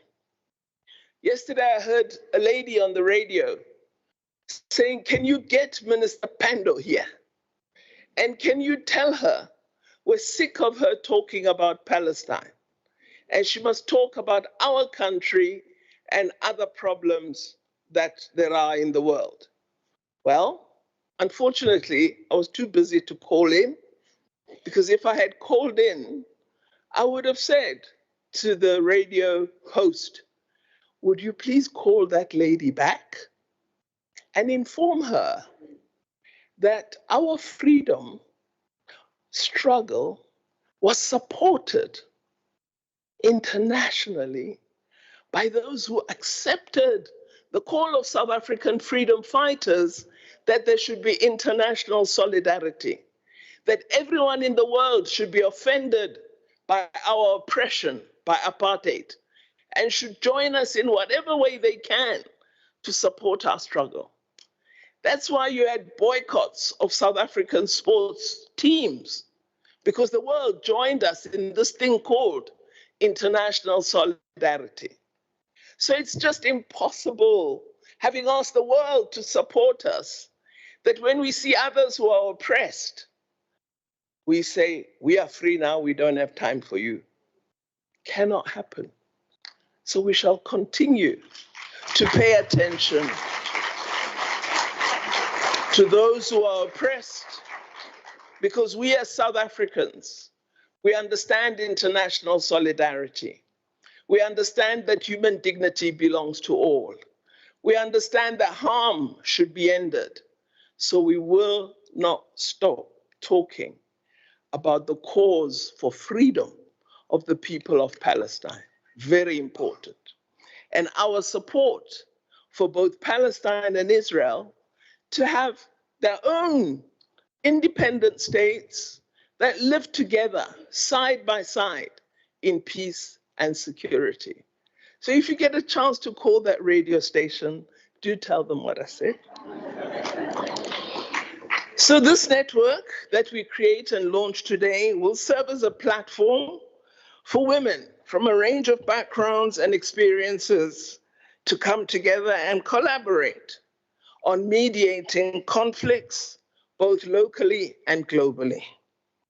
We hope to harness their collective wisdom and expertise and amplify the voice of women in peace-building efforts and foster inclusive and sustainable solutions. Some of you might know that it was in this very room that we held the negotiations between the Tigray, the TPLF, and the federal government of Ethiopia. The two were sitting facing each other in this very room. And when they first came, we were allowed an opportunity to address both delegations. First thing I said to them, where are the women? And of course, when they next came to South Africa, both delegations came with women. It's very important. But what is key is that we didn't stop there. One of the negotiating panel members, the high-level panel, is our former Deputy President, Phumzile Mlambo-Ngcuka. Having observed the absence of women from this process, once the peace agreement had been signed off, she decided to visit the region where there had been conflict and to particularly meet civil society organizations of women, get and record their experiences and what they wish to see as part of the peace process. And we are now paying attention to what has come out of that work she has done. So it is often women who will recall that women are absent or invisible and will ensure that that is addressed. So as I conclude, I wish to say, as we embark on this journey, let us reaffirm our dedication to promoting peace, justice, and equality for all. Let us pledge, as those gathered here, to support not just the network, but other institutions and platforms that uplift women as we work toward a more peaceful and prosperous world. I really wish to extend my deepest gratitude to all those who've made a contribution to this important work, and there are so many. but Ambassador Dlomo will thank them on our behalf. I, in particular, wish to thank the many civil society organizations that have worked tirelessly to launch the South Africa Women's Peace and Security Network.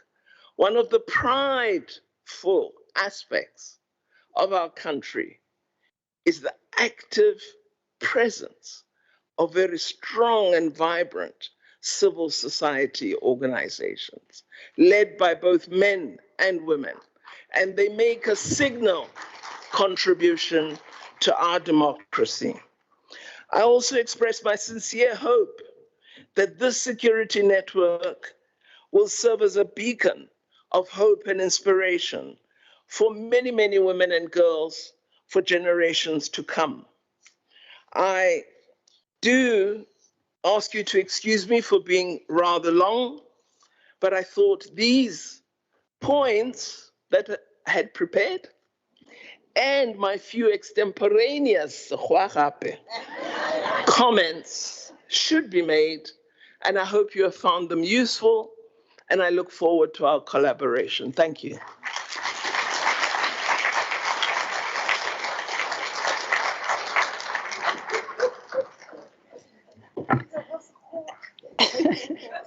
Thank you very much, Minister. There we go. The Minister has launched officially, and the ministers, all of them collectively, the Gertrude Shope Women's Mediation Network of South Africa.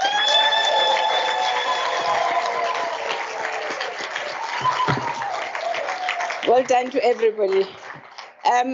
We are not finishing. There are other phases to this engagement, which are going to happen after lunch now that we're running late. But I also just to finish this one off to say we really, really appreciate the fact that you stayed in until now, and we know we stand before you and the lunch. But to close this, we need to close it as we opened it. And let's ask Lebu to come in as well, and then we close, and then we'll come back after lunch. Thank you.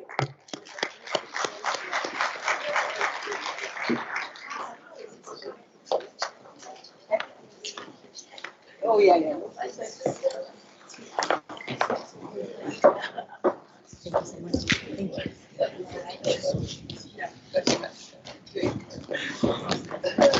you. Okay. Okay. Let me just say that the SABC has asked for a family photo after Lebu so that we don't miss, and the family members should be there, please. Thank you. Lebu, over to you.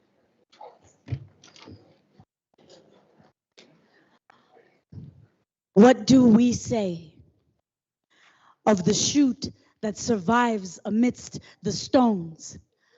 What do we say of the leaders born from invisible thrones, the caring, daring, soul-bearing, God-fearing men, the disappearing, child-rearing, road-clearing men, the dignity wearing with eyes tearing and society staring at them? What will it take to break the mold that seeks to break men? What do they say when the chorus of pride and power is turned down? What do they see in each other's faces when no woman is around? When brutality is lost?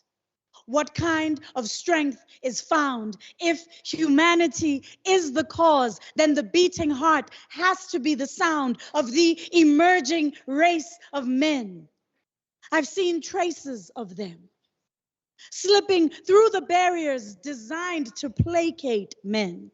We can't replace them, but we can retrace when the world grabbed hold of their shoulders and told them to deny, when their emotions speak to them, when their women weep for them, the secrets their children keep for them. What we teach, we will reap from men. What we deny, we will see from men. When boys cry, we hear screams from men. We can try to live lies, but love never pretends. Where is their hiding place for sorrow?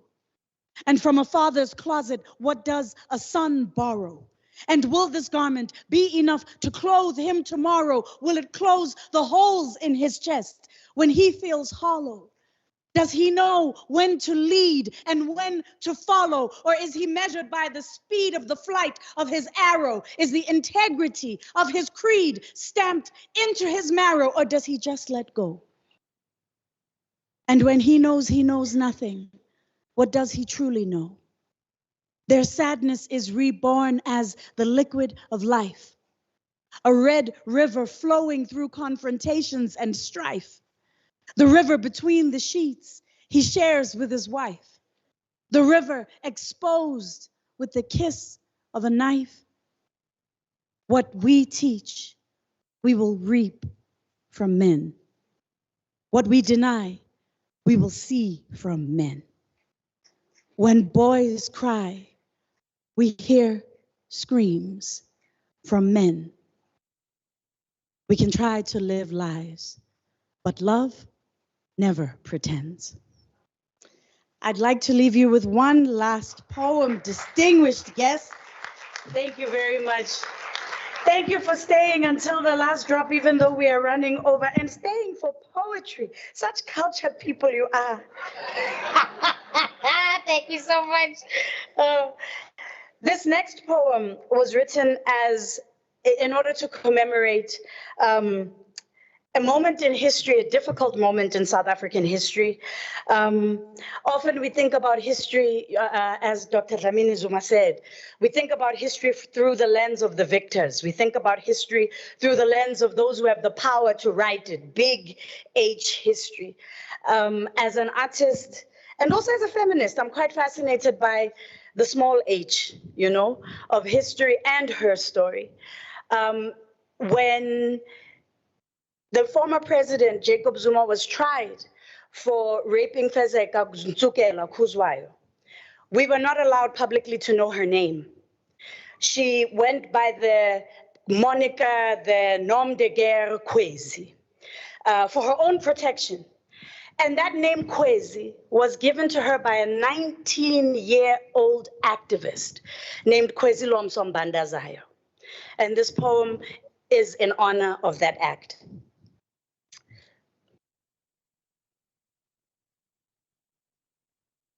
If I can find it, I'm a poet also. Hey!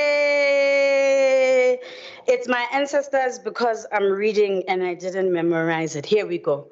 The woman who gave her name for Kwezilomso Mbandazayo. With nothing else to give, no fortunes, no fortress, no arms, no just judges or equitable courtrooms, no pens of absolute absolution to retell history, and no towers from which to shout its truth. You gave your name, the grace and intuition with which your ancestors chose Kwezilomso. This particular audio frequency, morning star, light of dawn, the never-ending promise of rebirth for the worldly, wicked, wise, wonderful, and weary alike, is not wasted.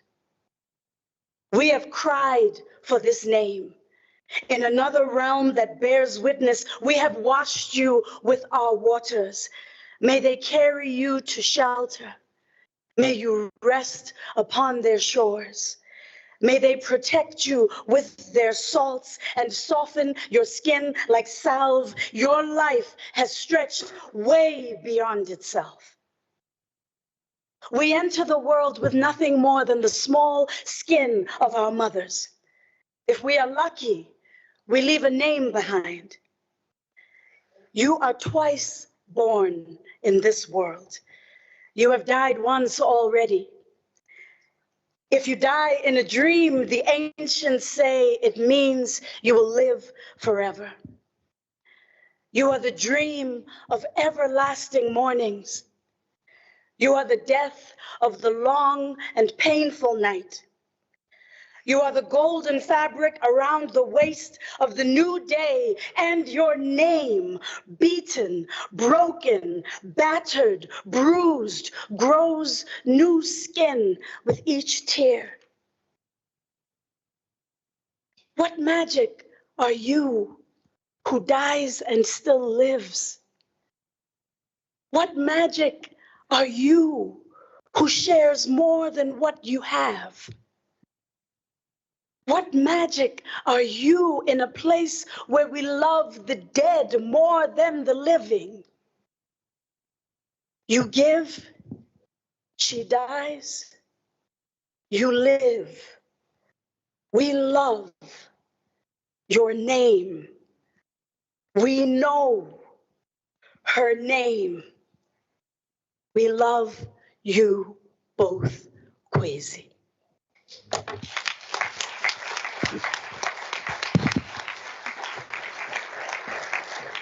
Thank you very much. This is what happens when you give artist space. We've run out of time, but thank you so, so much for this wonderful morning, the whole morning. And we can only, I'm not sure how many times have you been in the presence of 3 women ministers, leaders of our country. So thank you very much.